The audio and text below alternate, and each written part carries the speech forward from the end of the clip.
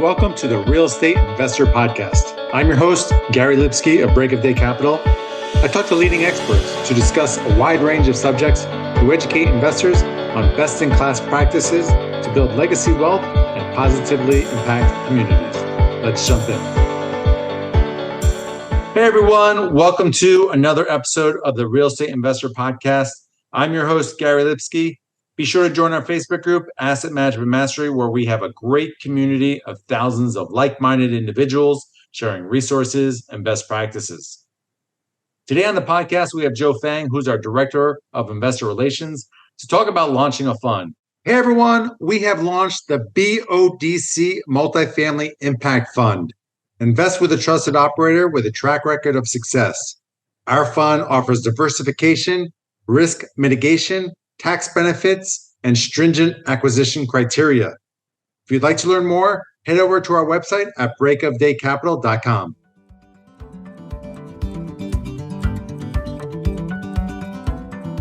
Choosing the right insurance coverage for multifamily properties isn't that complicated, if you know who to talk to. At the Garzella Group, we're uniquely qualified to help you navigate the range of policy choices you have, and we're committed to saving you 30% in the process. We do intensive market research and have nationwide relationships, so we can find coverage other insurance brokers simply can't. We should talk. Go to quotenow.biz and we'll start the conversation. Welcome to the show again, Joe. Hey, Gary, good to see you. Thanks for having me again. Yep. You and I debated launching a fund for many months, and I know a lot of sponsors have gone through that same debate. So why don't you share our reasoning for launching a fund? Yeah, I mean, the debate really stems from, there are just certain people that like to get into exactly, or they want to know ahead of time exactly what they're getting into. And so there are going to be people who will always stick with single asset syndications, and that's fine with that. But then, there's also people that want have more diversification in a fund model. There's certain flexibilities that come with the fund, which is, why we have such a long debate. But finally, we decided that this is the way to go. Consistent with one of our core values, Kaizen, which is we constantly want to make we want to make improvements constantly. We feel that we can provide our investors with the same expertise with our focus in multifamily value add, specifically in just a few key markets where we're experts in, but we can provide an investment vehicle for it, such that we could reduce the risk further, minimize the dispersion, and stabilize cash flow. So I think this is something that our investors would want. Yeah, I think that risk mitigation piece is so key, because what if you have four really good deals and one bad deal, and no one's got 100% track record. That's perfect. So what happens is it levels it out for investors. So if they just happen to be in just that one deal that maybe isn't performing as well as some of the others, they're not going to get beat up by that one. It levels it off, and it actually benefits investors way more than it benefits us, because it reduces our upside by spreading it out across the board for investors. So I think that's particularly in times like these, when there's just such, fluctuation. There's a lot of capital calls going on. There's a lot of operators that, maybe have been lucky the last few years because they weren't as experienced operators as some others out there. And so this really protects an investor by that risk mitigation, but still having the upside, the cash flow, the cost segregation, all of those things.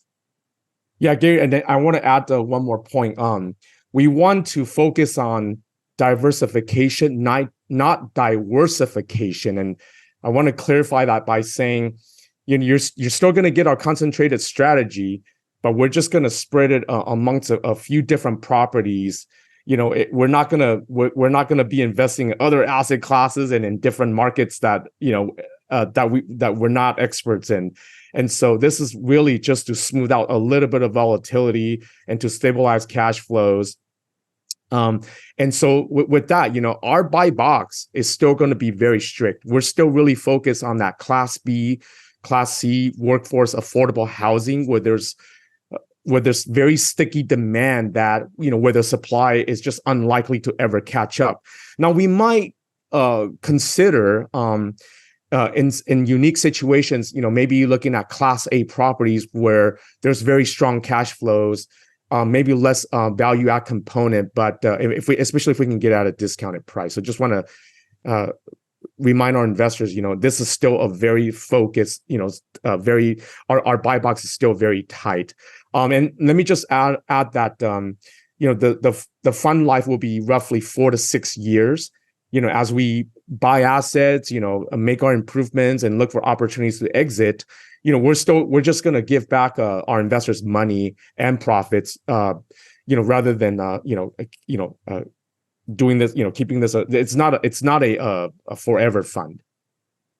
I like how you said diversification. I was cracking up.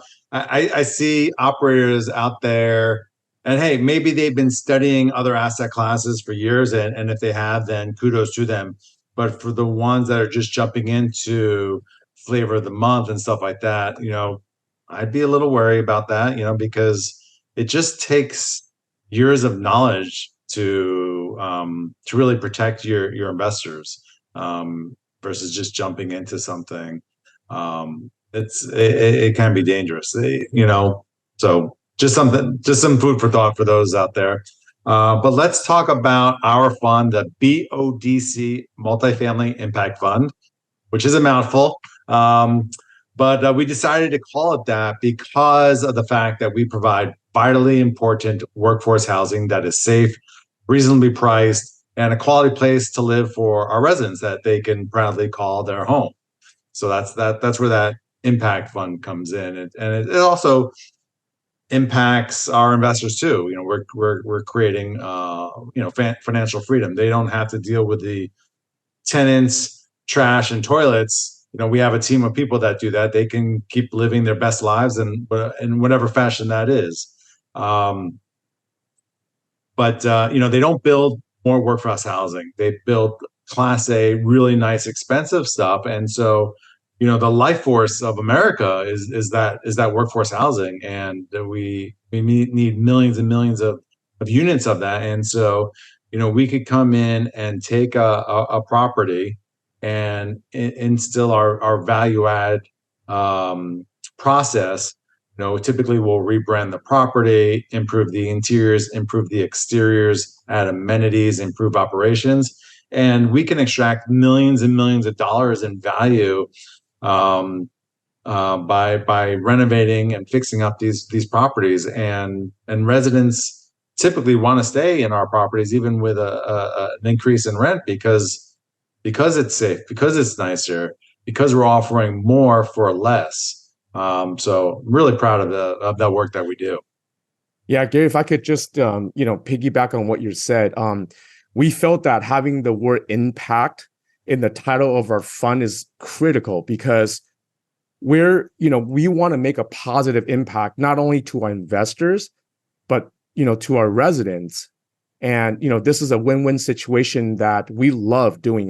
This is a bit of a passionate project, passion project for us. We do this because we love what we do, and we wouldn't know what else to do.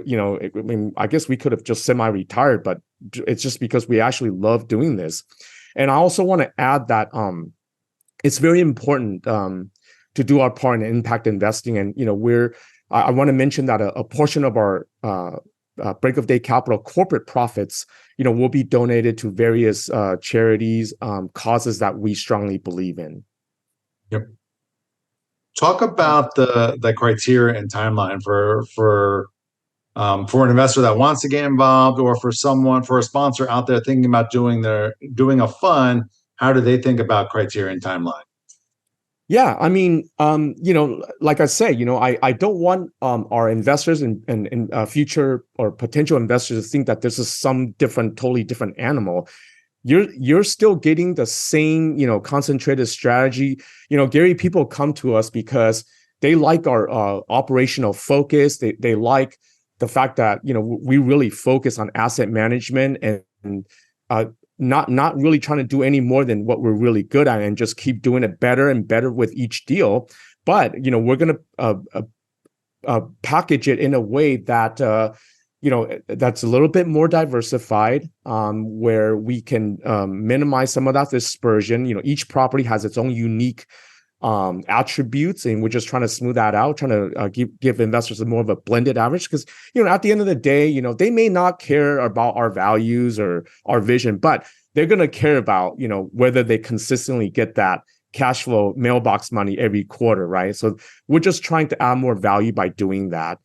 And then it's one simple K1, one simple subscription agreement, and having your money, exposed to several different deals, and the same cost segregation, the same bonus depreciation, the tax benefits that you would normally get with the single asset, syndication, and same. Everything's kind of the same. It's a hard asset backed by, or I should say, it's a hard asset, and it's a great inflation hedge. It's recession resilient. And like I mentioned before, you're looking at roughly a timeline of about 4 to 6 years.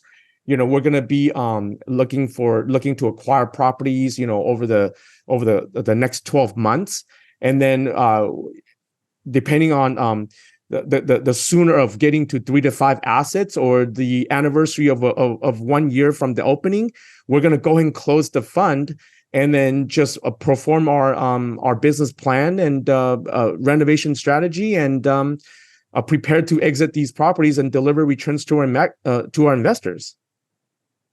You had mentioned market expertise earlier, and I thought I should expand on that, because we don't do the shotgun approach. We're not trying to do deals all over the country.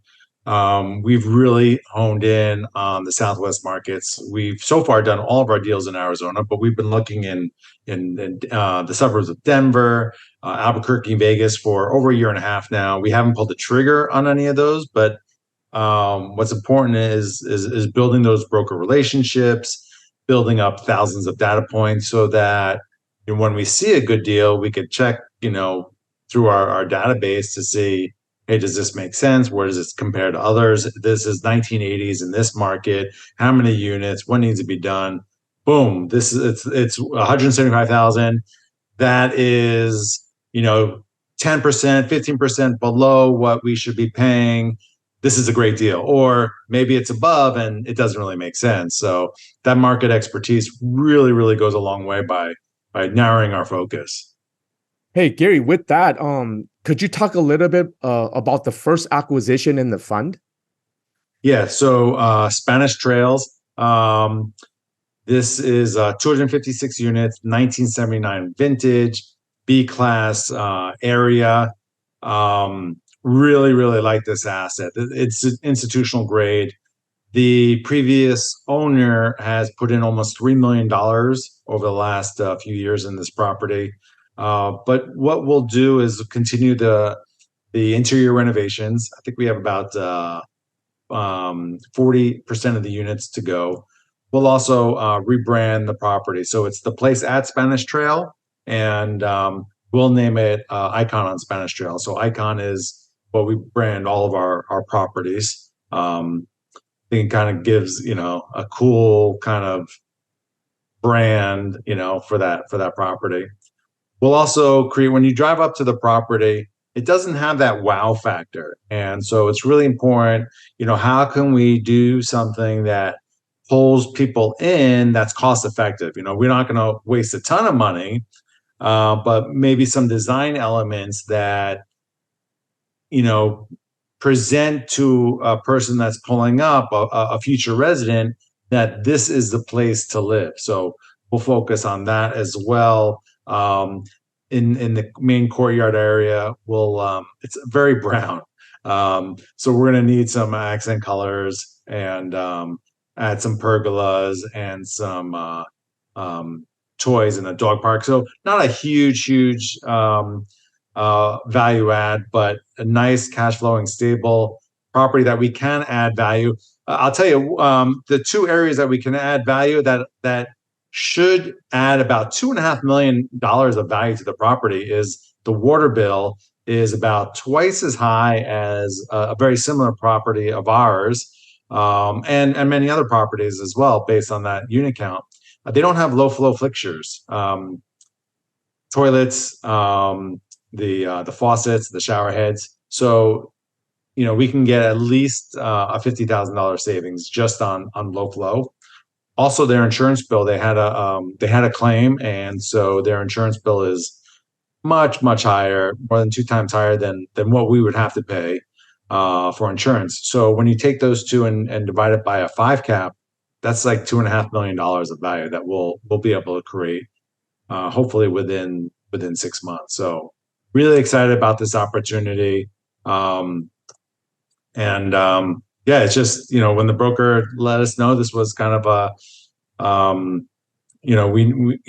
it's 5 miles from 3 of our other properties. This will be our 9th deal in Tucson. We knew right away that it was a really interesting deal. And then obviously we always want to have eyes on it. So we toured the property, we toured the comps.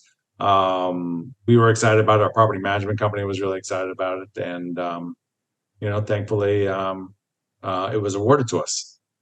Yeah, I'm really glad we got this one. I know that we had best and final on 2 additional deals, and ultimately the price just got away from us. And I'm just, happy that we're just disciplined buyers, that we're just not gonna chase. And if we get one, we get one. Maybe we'll get a couple more down the road, and if not, so be it. We only buy good deals. It's better to walk away from a so-so deal, than to try to, push it, right? So I want to, as we start to wrap up this update, I want to kind of mention to our audience, if they want to learn more about this new product that we have, our new fund that we're, obviously very excited to talk about. If they want to just go ahead and go to our website, go into the investor portal, and we have all the documents and the recordings of the webinar, the FAQs, the deck, and anything that's relevant, to the fund, to the deal. It's all there. Just go ahead and click in there and poke around. But if you still have any questions, I'm always happy to answer any emails or phone calls that you might have. So I do want to mention that this is a Reg D 506C offering. And so this is only restricted to accredited investors only. Well, Gary, I'm really excited, in the direction that Break of Day Capital is moving towards.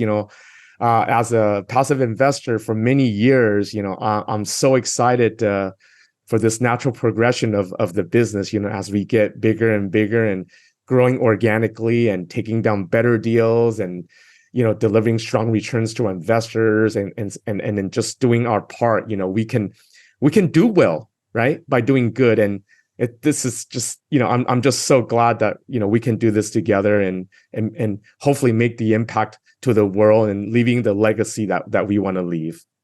Absolutely, living our best lives.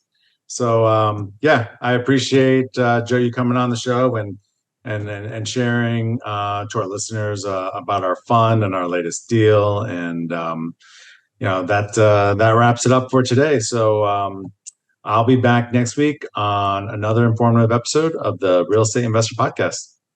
Thanks, everyone. Take care now. To all of our listeners, thanks for joining us. And if you like this episode, please head over to iTunes or Stitcher and subscribe, and leave a review, as it will help us reach more people. And if you'd like to learn more about what we do at Break of Day Capital, head over to our website at breakofdaycapital.com and sign up for our newsletter and fill out our investor application. We'll talk to you next week.